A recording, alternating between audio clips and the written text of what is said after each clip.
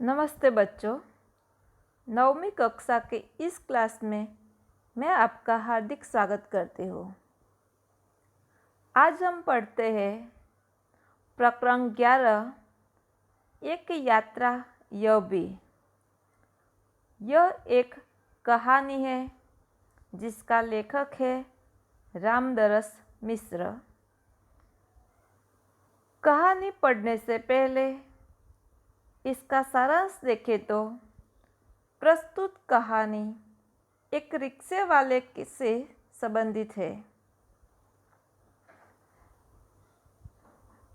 शिक्षित रिक्शा वाले के पास इंसानियत से भरा हुआ दिल है। वह संकट में पड़ी हुई एक युवती से विवाह कर लेता है। स्त्रियों के प्रति रिक्शा वाले युवक का मानवीय दृष्टिकोण और उसके रिक्शे में सवारी करने वाले पति पत्नी से इसकी आत्मीयता हमारा दिल छू लेती है। तो अब हम कहानी पढ़ते हैं। मैं बहुत यात्रावीर हूँ। यात्रा पर निकलते समय डर बना होता है कि पता नहीं कैसे कैसे लोगों से पाला पड़ेगा। सबसे बड़ी असहजता तो अनुभव होती है 68 किराया मांगने वाले ऑटो वालों से। नए शहर में कैसे कैसे लोग मिलेंगे, यह चिंता भी बनी होती है। तो इस बार एक डॉक्टर से मिलने के लिए ग्वालियर जाना पड़ गया। पत्नी साथ थी, इसलिए आश्वस्ति बनी हुई थी। स्टेशन पर उतरते ही ऑटो वाले पीछे पड़ गए। हम चुपचाप आगे बढ़ते गए। एक नवयुवक ऑटो वाला साथ लग गया। हम कुछ बोले बिना आगे बढ़ते रहे कि उसकी आवाज़ आई, बाबूजी, आप आखिर कहीं जाएंगे ही और कोई और ऑटो करेंगे ही, तो फिर मेरा ऑटो क्यों नहीं? उसकी जिद और आवाज़ में कुछ ऐसा आकर्षण महसूस हुआ कि मैंने स्वीकृति दे दी। वह प्रेम भरी बातें करता रहा और हमें डॉक्टर के यहाँ पहुँचा दिया। उसके द्वारा बताए वांछित पैसे देकर डॉक्टर के घर की कॉल बेल बजाई। ज्ञात हुआ कि डॉक्टर ने क्लिनिक की जगह बदल दी है। ऑटो वाला बिना हमारे कहे हमारा इंतज़ार कर रहा था। हमें नई जगह पर पहुंचा दिया। मैंने पूछा, कितने पैसे दे दूं? बाबूजी, जो इच्छा हो दे दीजिए। वैसे डॉक्टर के घर से यहाँ तक का किराया तो अतिरिक्त हो गया। उसने पूछा, बाबूजी, यहाँ से कहाँ जाएंगे? मैंने होटल का नाम बता दिया और कहा, भाई तुम जाओ, या देर लग सकती है। वह कुछ बोला नहीं। हम डॉक्टर के पास चले गए। घंटा भर बाद निकले तो देखा वह वही खड़ा था। अब हमें महसूस होने लगा कि यह ऑटो वाला कुछ और है। वह हमारे भीतर घर करता गया। होटल पर छोड़कर उसने पूछा, फिर कब आऊँ? यानी आप शहर में घूमेंगे फिरेंगे ना? आपको जहाँ जाना होगा ले चलूँगा। वैसे यहाँ कब तक है? कल शताब्दी से लौटेंगे, तो आपको घुमाने के लिए कब आ जाऊँ? भाई आज तो थके हैं, आराम करेंगे, कल घूमेंगे। ठीक है बाबूजी, यह रहा मेरा मोबाइल नंबर, मुझे फ़ोन करके बुला लीजिएगा। अरे तुमने अपना नाम तो बताया ही नहीं। मोहन अच्छा नाम है। दूसरे दिन घूमने का कार्य शुरू हो गया। वह बहुत प्रेम से एक के बाद एक स्थान दिखाता गया। मुझे बाबूजी और पत्नी को अम्मा नाम से संबोधित करता रहा। घूम घुमाकर होटल पर लौटे तो चाय पीने के लिए उसे भी कमरे में बुला लिया। वह बहुत संकोच के साथ आया। चाय पान के साथ हमारी पारिवारिक वार्ता शुरू हो गई। पत्नी ने पूछा, बेटे तुम ग्वालियर के हो? नहीं अम्मा, मैं मूलतः आगरा का हूँ, यहाँ आना पड़ गया। हमें लगा कि वह यह कहते कहते कुछ भर आया है, इसलिए चुप रहे, लेकिन वह स्वयं बोलने लगा, आगरा में अपना घर है, माँ बाप तो बचपन में ही गुजर गए। बड़े भाई ने मेरी परवरिश की, भाई वकील है, मैं भी बीए पास हूँ, कोई नौकरी खोज रहा था कि एक चुप्पी सी सा गई। हमें लगा कि इसके साथ कोई अवांछित घटना घटी है। उसे छेड़ा नहीं, किंतु उसने फिर कहना शुरू किया, मैं नौकरी की तलाश में इधर उधर भटक रहा था। एक दिन भटक कर लौट रहा था कि रास्ते में एक परिचित लड़की मिल गई। बदहवासी घिघियाती हुई बोली, मोहन मुझे बचा लो। क्यों, क्या हुआ? मेरे माँ बाप एक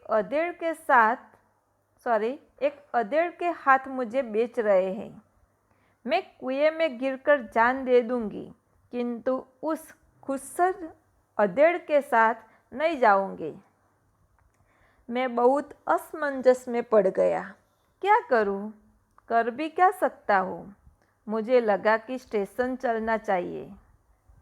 वह उसे ले गया और थानेदार से हकीकत बयान की। वे कुछ देर सोचते रहे कि क्या किया जा सकता है। थानेदार साहब बोले, इसकी FIR लिखकर इसके माँ बाप को हवालात में बंद कर देता। लेकिन फिलहाल चिंता इस लड़की की है कि आखिर इसके लिए क्या किया जाए। एक छोटी सी चुप्पी के बाद वे एकाएक बोले, तुम्हारी शादी हो गई है? मैंने नौ में सिर हिलाया तो बोले, तुम इससे शादी क्यों नहीं कर लेते? मैं तो इस आकस्मिक प्रस्ताव से चकरा गया, किंतु कुछ पल बाद लगा कि इसमें बुराई क्या है। मैंने कहा, सर इससे तो पूछ लीजिए। थानेदार ने उससे पूछा तो उसने स्वीकृति में सूचक सिर हिला दिया। लेकिन क्या मोहन? बाबूजी, लेकिन यह कि भाभी अपनी बहन से मेरी शादी कराना चाहती रही। बात तय हो चुकी थी। फिर बाबूजी, मैंने सोचा भाभी जी की बहन से तो कोई भी अच्छा आदमी शादी कर लेगा, वहाँ कोई संकट नहीं है, लेकिन इस लड़की की तो जिंदगी खतरे में है। लड़की सुंदर भी है, परिचित भी, और सबसे अहम बात यह कि वह संकट में है। इससे विवाह करना प्रीतिकर भी होगा और मानवीय भी। लेकिन हाँ, अब समस्या यह कि विवाह एकदम तो न हो जाएगा। यदि लड़की घर गई तो फिर वही बेच दिए जाने का संकट। मैं साथ ले जाऊं तो भैया भाभी तो नाराज हो गए ही, इसके माँ बाप मेरे ऊपर लड़की भगाने का केस कर देंगे। जब मैंने थानेदार के सामने यह समस्या रखी तो वे बोले, कुछ दिन के लिए इसे नारी निकेतन में रखवा देता हूँ। लड़की से माँ बाप के खिलाफ शिकायत लिखवा कर रख लेता हूँ। 15 दिन बाद उन्होंने मंदिर में उससे मेरी शादी करवा दी। मैंने कहा, मोहन, ऐसे थानेदार कहाँ होते हैं? मुझे तो इस घटना पर विश्वास ही नहीं हो रहा है। लगता है कथा सुन रहा हूँ। आप सही कह रहे हैं बाबूजी, लेकिन यह थानेदार कवि भी है। कवि सम्मेलनों में कविताएं पढ़ता है और इसकी कविताएं मानवीय संवेदना से भरी होती है। हाँ, तब ठीक है भाई, हर क्षेत्र में कोई न कोई मसीहा दिखाई पड़ ही जाता है। हाँ, तब यह कि मेरे भाई भाभी मुझसे खफा हो गए और हमें घर से निकाल दिया। एक तो मैंने उनकी साली से शादी नहीं की, दूसरे जिस लड़की से की वह किसी और जाति की है। तो तुम लोग ग्वालियर आ गए? हाँ बाबूजी, आगरा में हमारा निबाह होना कठिन था। पराए शहर में भले ही कोई अपनापन न हो, किंतु यह परायापन उस अपनेपन से अच्छा है ना, जो दिन रात अप्रीतिकर व्यवहार बनकर तन मन को उद्विग्न करता रहे। हाँ, सही कह रहे हैं। तो यहाँ कोई नौकरी तो रखी नहीं थी, बस ऑटो का दामन थाम लिया और उसी के सहारे चल रहा हूँ। वास्तव में तुम बहुत बड़े हो मोहन। बड़े बड़े लोग तो नारी हित में बड़े बड़े लेक्चर देते हैं, लेख कविताएं लिखते हैं, किंतु अपने व्यवहार में नहीं उतारते। लेकिन तुमने तो बहुत सहज भाव से एक लड़की को दुर्दशाग्रस्त होने से बचा लिया और अपने जीवन के साथ उसे सम्मानपूर्वक लगा लिया। बाबूजी, इस कार्य से मुझे भी बहुत संतोष मिला। मैंने तो एक बार उसका उद्धार किया, किंतु वह तो प्रायः मुझे संकटों से उबारती रहती है। मोहन की यह कहानी हम पर छा गई और वह हमारे मन में कितना बड़ा हो गया। गाड़ी का समय हो रहा था। मोहन हमें लेकर स्टेशन आ गया। उसे मैं 500 रुपये का नोट देने लगा। वह बोला, रहने दीजिए बाबूजी। अरे, यह तुम्हारा पारिश्रमिक है, कोई दान थोड़े ही दे रहा हूँ। बाबूजी, मैंने माँ बाप का प्यार नहीं पाया। कल से ही लग रहा है कि मुझे माँ बाप मिल गए। इस सुख के आगे पैसे का तो कुछ भी मोल नहीं है। पैसा तो और लोगों से कमा ही लेता हूँ बेटे, लेकिन मेरी भी तो सोचो। मैं बेटे का शोषण कैसे कर सकता हूँ? लेकिन यह तो बहुत है, इतना लूँगा तो आपका शोषण हो जाएगा। यह कहकर वह 500 का नोट लेकर 300 वापस करने लगा। बोला, मुझे इतना पराया न कीजिए बाबूजी। हाँ, जब भी ग्वालियर आएगा मुझे बुला लीजिएगा। मेरा फ़ोन नंबर तो आपके पास है ही, लेकिन मेरी एक शर्त है।